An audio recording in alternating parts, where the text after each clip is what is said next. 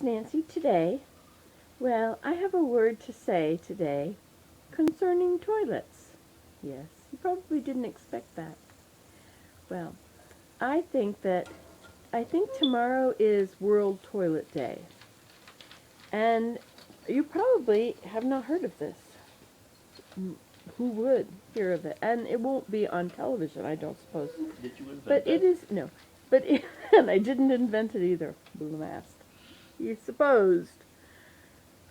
And in case you wonder what World Toilet Day is about, we probably take our toilet for granted. And of course you would, because it's in every house, it's in every store, and in every restaurant, and every church, and every rest area. Everywhere you go, there is one. But if you go somewhere and there isn't one, and you need it, suddenly you realize the importance of them in your life.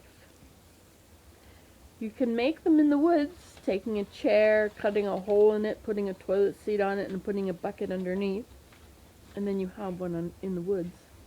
However, if you have not done that, and you need one, you are sort of up the creek.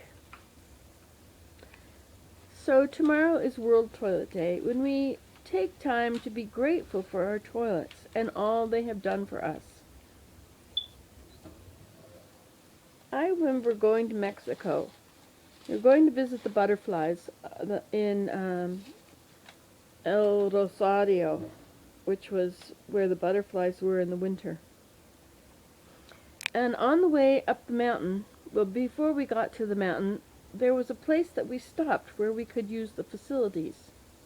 Now, you're probably imagining to yourself a commercially built establishment. This wasn't. There was a sink outside, and there were 3 cubicles. And there was no room to house it all. It was just outside. And in those cubicles, there were no doors. There were no toilet seats.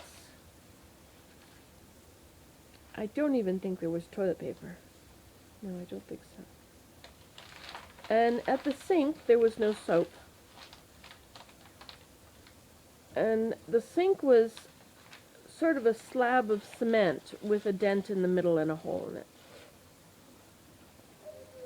And at that time, we had been told, as I was a travel writer, and we had been told that we should bring our own toilet paper and washcloths because they are not necessarily provided. So I was prepared. However, that made me realize the importance of not only having a facility, but having a seat and toilet paper and soap. And there was another time I was in Jamaica on top of a mountain among the Rasta. And I wanted to use the washroom. It was a grass hut. And I was pointed to this open pit. And there were 2 boards across this pit. And I wondered what in the world you're supposed to do with 2 boards over a pit. Well, Jamaicans are very good at squatting. They have very good knee muscles. And they squat instead of sitting in chairs, they would all just squat on the ground to talk. Very strange.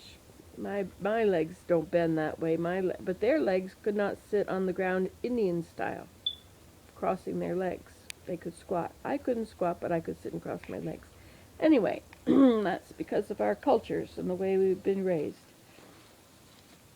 So there was a toilet situation, which I suppose after a while I figured it out, that that's what they did, was they would walk out on those planks and squat. And then there were leaves. There was a vine growing all the way around the edge of this pit and up around. And that was your toilet paper. A leafy vine. Anyway, since then, I have been to other countries. In Germany, there was, in Berlin, there was a toilet which was a round building. It was a small round building, and the door would slide. And put in your 50 cents or your 50 half a euro or whatever that is, and the door would slide open. You would go in, and there was a sink, and then there was a toilet, and the floor had a cut around it, a circle cut. And I didn't know exactly what that was all about, but so you used the facilities and washed your hands, and then when you left, the whole room would, I think that it would rotate, or water would spray out from all directions, and it would totally sanitize the room. That was in Germany. Germans are very technologically savvy. Let's see, where else have I been? In Holland.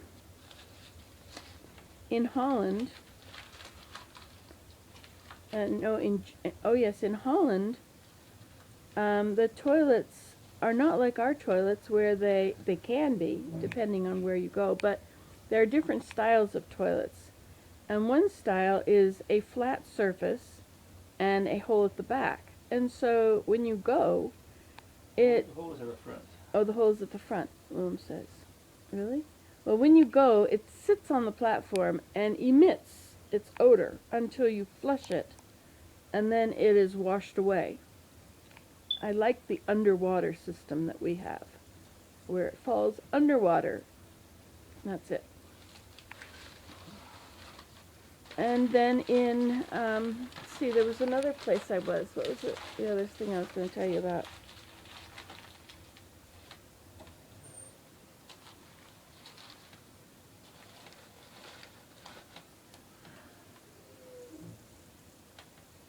Gee, it was a different one, very different, and I can't remember it now. Darn it.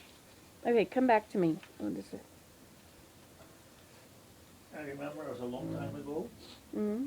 when I grew up, and in France they have similar toilets as they have in Jamaica. There were no two boards, it was all kind of enamel, but you had to squat somewhere, and it was a They hole were in the middle. enamel boards, really. Enamel was an enamel platform with a hole in the middle And where was that? in France. And In France. You had two sort of places where you would set your feet, and that's it. That's all they had.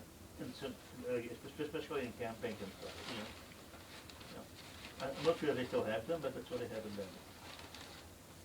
And there are some where you pull the chain, the water is up above, and it comes rushing down and removes everything. What was this one I was remembering? Let me see. It was not in Canada. It was not in Jamaica. It was not in Mexico.